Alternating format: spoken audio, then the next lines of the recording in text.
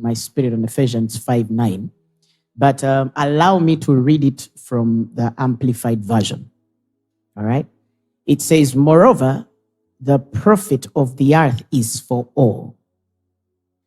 The king himself is served by the field, and in all, the king is an advantage to a land with cultivated fields. The king is an advantage to a land with cultivated fields. Now, let's begin this way. When we're talking about wealth, number one, we're still dealing within the church with a very sick mentality that it is okay to be poor, or that when you are rich, or if somebody is wealthy, therefore they are ungodly or wicked. You see? And I want to think that from a common sense perspective. Abraham was a righteous man. The Bible says he was wealthy. Job, God boasts over his righteousness from Uz. And the Bible says he was the richest man in the East. The richest. He was known to be the richest man in the East. But God is boasting over him before Satan.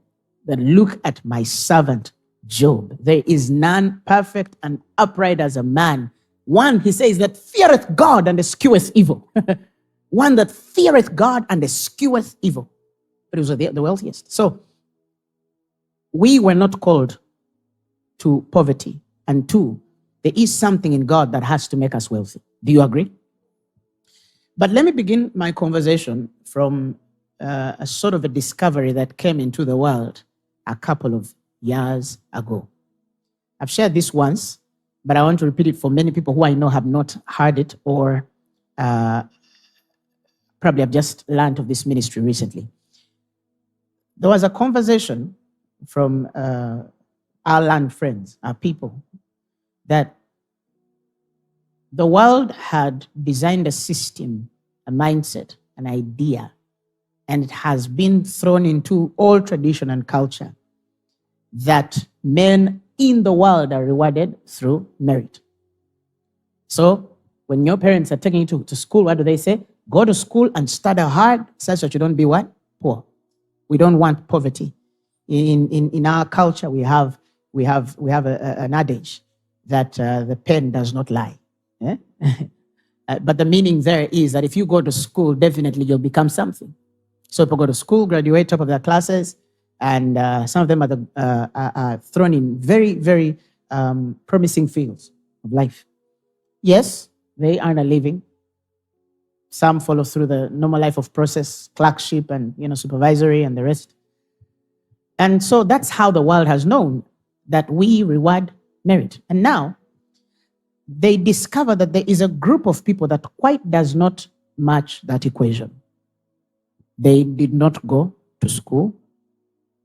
They perhaps don't even match up to some of the IQ, intelligent quotients, or even the EQ, emotional quotients of certain individuals. They were not connected in life. They perhaps are even careless in many aspects of life.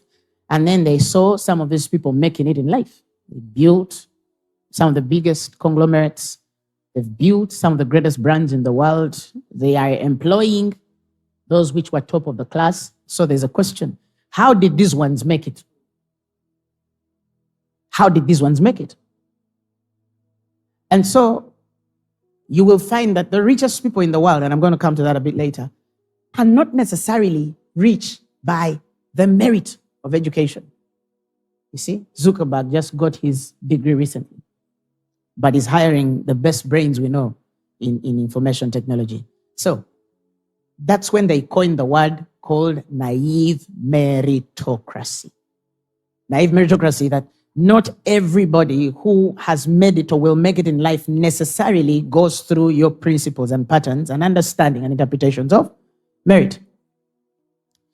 And because of that, God has already introduced by his wisdom an unequal scale within humanity.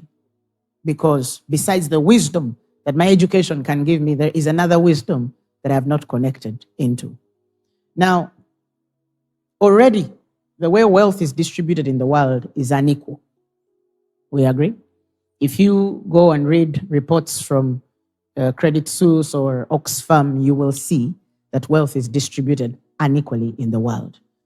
That about 1% of the world's population has more than 40% of the world's wealth. 1%. 1% of the world's population has 40% of the world's wealth.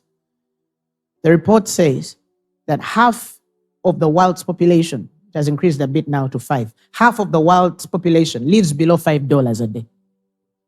5, half of the world's population. Half of the world. If you have 7 billion people in the world, 3.5 live below $5 a day. Do you want to tell me that in there are no tithers? Do you want to tell me that in there are no people who are educated, who have gone to great schools? Do you want to tell me that all of those people in that half waste? Do you want to tell me that they don't know how to add 1 plus 2? Or that they're not wise? No, they are. But the Bible has told you that the race is not to the swift. It says the battle is not to the strong, neither bread, listen, to the wise, nor yet riches to men of understanding, nor favor to men of skill. But time and chance happens to them all.